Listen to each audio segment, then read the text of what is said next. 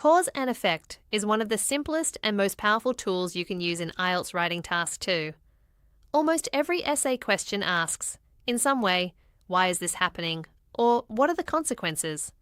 If you can express causes and effects clearly, you will always have something intelligent to say. Let's start with cause verbs. When you want to express a direct cause, you can use verbs like cause, produce, create, trigger, or affect. For example, cars cause air pollution. High levels of air pollution trigger asthma attacks in some people. Air pollution affects people's health. These verbs show a strong direct link. For indirect causes, you can use verbs like led to, bring about, or give rise to. These suggest that there are other factors involved, or that the relationship is less immediate. For example, increasing air pollution could lead to an increase in healthcare expenditure in some countries. Here, air pollution contributes to higher healthcare costs, but the link may involve several steps. You can also reverse the direction and talk about effects in terms of what they are caused by. You might say, air pollution is caused by cars, or, in some people, asthma attacks are triggered by high air pollution levels.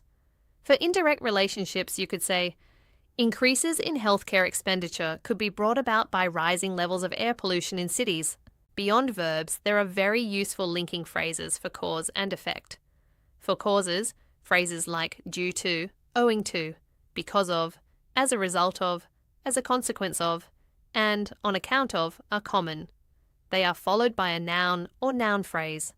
For example, due to the increasing levels of air pollution in cities caused by cars, the government is implementing taxes to regulate the use of private vehicles. Or, the government is implementing taxes to regulate the use of private vehicles due to the increasing levels of air pollution in cities. For effects, you can use linking words like so, therefore, hence, and thus. These usually connect two independent clauses in a compound sentence. For example, air pollution in cities is mainly caused by cars, so the government is implementing taxes to regulate their use. Or, air pollution in cities is mainly caused by cars. Therefore, the government is implementing taxes to regulate their use. In high-band essays, you will often see combinations of these patterns in compound complex sentences. For instance, air pollution in cities is mainly caused by cars, so the government is implementing taxes to regulate their use, which will put an end to the skyrocketing sales of the last 5 years. Here you have a cause, a result, and a relative clause adding extra detail about the result. The practical question is, how can you use this in your own writing?